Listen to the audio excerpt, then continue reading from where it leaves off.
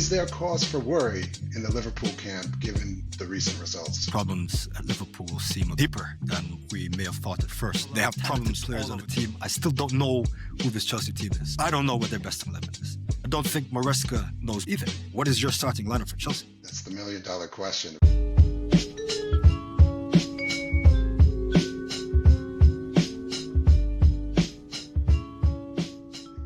Liverpool on the road to Chelsea at Stamford Bridge. Poor result for Liverpool, and it has us asking questions about Slot and his team. Third loss on the bounce in all competitions, and we saw a really anemic lack of creativity in the offensive third for Liverpool. Mo Salah misfiring once again. Isak starting to bed in, but not quite his usual self. We saw Florian Wirtz get benched. It appears that Slot is making changes, different changes each game, moving Szoboszlai from the number 10 spot to the right back spot, sometimes playing as a holding midfielder. Seems like the chemistry is off a bit, and a lack of trust maybe in some of his defenders, with Frimpong being frozen out. Is there cause for worry in the Liverpool camp given the recent results? What are your thoughts? Yeah, and to me, the problems at Liverpool seem a bit deeper than we may have thought at first. There was a moment in the first half when the camera zoomed in on Arne Slot, and it was the first time that I've seen him look genuinely worried,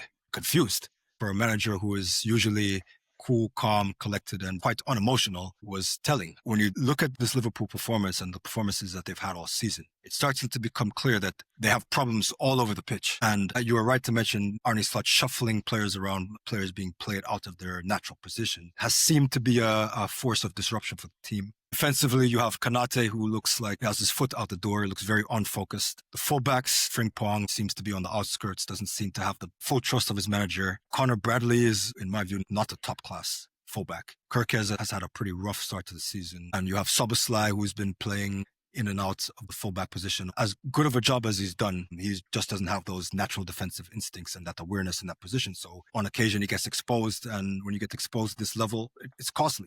Also, the midfield, we see McAllister really off the pace, looking out of form. Gravenberch also being shuffled around, playing as a makeshift centre-back. Although he's been good this season, not really able to express himself in that midfield position. And in attack, Mo Salah looks like he's facing a rapid decline. Florian Wirtz has been disappointing, to say the least. Ekitike and Gakpo, they've been bright in moments. Gakpo, for me, has been probably the most consistent attacker for Liverpool. Ekitike has been bright, but he's been forced out by Isak now. And Isak obviously coming into the team, now about to get the run of games. We'll see what he can do. With Isak, there is a question for me. Coming from Newcastle, where he was the main man, how will he adapt to being one of many in this Liverpool team? Because you look around the Liverpool offense and there are players you could argue who are equally as good, if not better, than him. So he'll have to find his footing in a team where he is not the star player. And a lot of players drown in that kind of environment. So we'll see. Of course, it's too early to tell, but we'll see at the end of the season. You know, I have to think about players that left. It hasn't been really acknowledged, the absence of a player like Luis Diaz. His marauding and rampaging style, something that Liverpool are missing. Slot right now is really struggling to find that offensive chemistry. The old formula of Mo Salah wins us games has to be recalibrated. Slot needs to make some new calculations and some modifications to that formula because the results are starting to dry up. It's not time to press the panic button by any means at Liverpool, but Arne Slot right now, he has to earn his paycheck. Yeah, and last season we talked about Mo Salah and potential over-reliance on his productivity and what would happen to Liverpool if that productivity dried up. Well, now we're seeing what happens. Lack of creativity and just a lack of threat going forward. We talk about Arsenal and we've applauded them for adding depth, having two quality players in each position. And when we compare Liverpool, they have depth, but they don't have like-for-like depth. The right flank, Salah, when he's out of form, who can come in and make something happen off the right flank? I can't think of anyone. Slot is showing that he doesn't have a great deal of confidence in his second line of defenders. We see Joe Gomez on the bench for 90 minutes against Chelsea when Konate went off. I would have expected to see him come in instead of seeing Gravenberch move to the back. Bradley came out and Szoboszlai playing at right back. So you have essentially two midfielders playing in the defense, and it's not like Liverpool have a defensive crisis. So There's a question for Slot about playing players in roles where they can thrive. And I know he came into the squad and he picked up in a fantastic squad from Jurgen Klopp and didn't change much. And that was part of his brilliance last season. But now, when we see him having to configure a squad, having to integrate new players, we see him starting to struggle a bit. You talked about Slot on the sideline looking worried, and I agree. I noticed that as well. The other person within the Liverpool camp that I'm seeing body language that is a little bit worrying if I were a Liverpool fan is Virgil van Dijk, the captain, the man who's supposed to set the tone for the team, often shrugging his shoulders, gesticulating in, I don't want to say disgust, but in disappointment after a play doesn't go well, after giving up a goal. And we know he leads very well, top class leader. But are we seeing Virgil van Dijk changing over time in combination with Salah, which would be sort of the recipe for disaster? Maybe it's too early to be sounding alarm bells, but it has to be something that people are thinking about in the back of their minds. Yeah, when you brought up Van Dijk, because for a player who has been an exceptional defender and leader, he always seems to complain when he actually has to do some defending. you know. So it's funny, but yeah, I definitely recognized a look of concern on his face as well. Disbelief, even the fate of Liverpool at the moment after that defeat to Chelsea. Yeah, and we mentioned the defeat to Chelsea. Maybe we should talk about Chelsea. A fantastic performance from them, a team that was down on numbers, especially in the center back area. We saw Enzo Maresca put out a team that many thought would be second best to Liverpool, but they were anything but. I think they showed their character and that never say die attitude that you want to see from a team that's striving to achieve something more than they have in the past. And I have to tell you, and I know you'll agree with this, I was really, really impressed by Romeo Lavia when he came on to the pitch in the second half. Finally, Yes. finally. And I never disagreed with you in his quality. But this performance, after not having played for 6 months, I haven't seen Lavia play. I can't remember the last time I've seen him play. To come in against the champions in the second half and boss the midfield in the way that he did, with the precision, with the quality, was just so impressive. You have to think that if this player can stay healthy, Chelsea become a completely different outfit, a team that can really win more trophies like they did with the Club World Cup.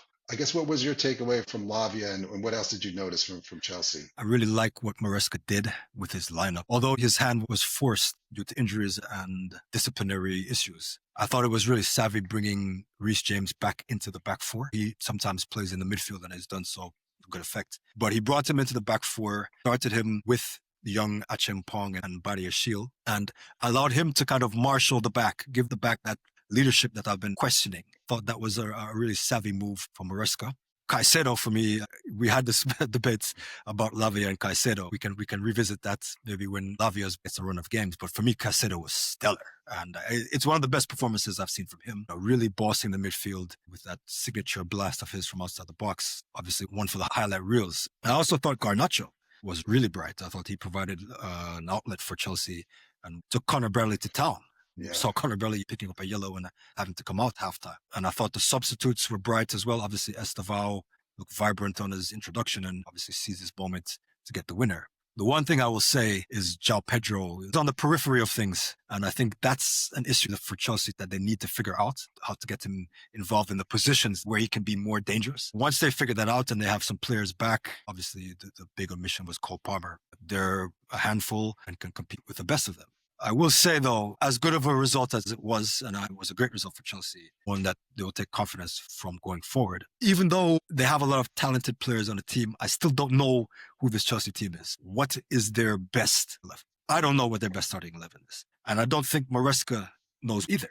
When you look at the defense, you have a bunch of players who are almost indistinguishable. You have Tosin, Chalobah, Badia Shield, Colwell, Fofana. A lot of players competent, good players. None of them are really outstanding. They're all kind of interchangeable. On the flanks, it could be Reece James. It could be Gusto. Is Gusto playing in the midfield? Is it Reece James playing in the midfield? In the midfield, is it Lavia? Is it Caicedo? Partnered with Enzo, right? Is it Enzo in the 10 or is it Cole Palmer? Is it Cole Palmer on the right or is it Pedro Neto? So there's a lot of variations that can happen, and that can be a good thing. But I think it's difficult to really say what Chelsea's best 11 is. And you want to be able to identify that as a manager. And I still think that he hasn't really figured that out yet. If all of Chelsea's players are available, what is your starting lineup for Chelsea? That's the million-dollar question, a very difficult question to answer. I do think that the flexibility of the systems and players that Maresca can deploy for Chelsea is their strength. And I think other teams struggle. We just talked about Slot struggling when he's interchanging players, but for some reason, Maresca is able to get performances out of players even when he shifts them around. When I think about the starting lineup, I think Cucurella is the one who's definitely locked in at left back. Sanchez, of course, in the goalkeeper position. I think Trevor Chalobah has won his place in the back line. Levi Colwill, given he's a left-footed center back, I would pair him with Chalobah. When we come to right back, that's where it gets a little bit fuzzy. Obviously, if Reece James is fit, then he plays. And then when we think about the midfield, wow, this is really tough, right? I think where I'm leaning right now, of course, it would be Caicedo. Caicedo is playing like the captain of the squad on his way to world-class status. I would pair him with Lavia, and I'd put Enzo in the 10 and let Cole Palmer attack from the right flank, because we've seen the most devastating Cole Palmer from the flank. He finds those pockets of space a little bit better when he's deployed against, like, one-on-one against a left back. On the left, I put Pedro Neto in there just simply because of his experience with the squad. By default, I put João Pedro as the 9. I'm hesitant at that because I feel João Pedro is best playing at the 10.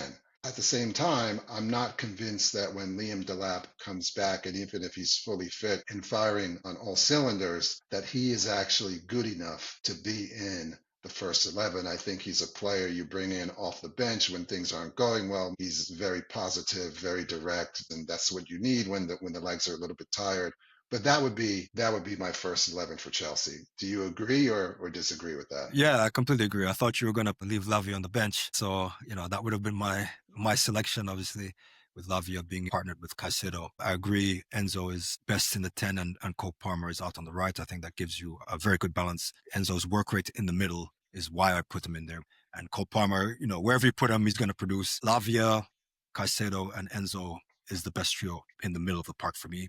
On the left, I would have to go with Pedro Neto. Has a little bit more polish than Garnacho, and João Pedro is a shoo-in for center forward position. Although I also agree he's better as a 10. So yeah, no disputes there. If they all can make it on the pitch at the same time, that's an incredible lineup to have. Absolutely. I think with Chelsea, we're looking at a team that will compete on all fronts. They should be in the hunt for the top 4. I don't see them, of course, competing for the title this season, but with the right level of fitness and health, this is a team that I think can surpass Manchester City and potentially get that 3rd spot. And if Liverpool doesn't get the chemistry right, there's an opportunity to surpass them as well. Arsenal at the summit, I don't think any team right now is too close to them, even though the points are very close in the table. The stature of Arsenal has just risen week after week, and we see that the bookmakers, pundits, us, I think anyone who's watching the Premier League are picking Arsenal to win the title.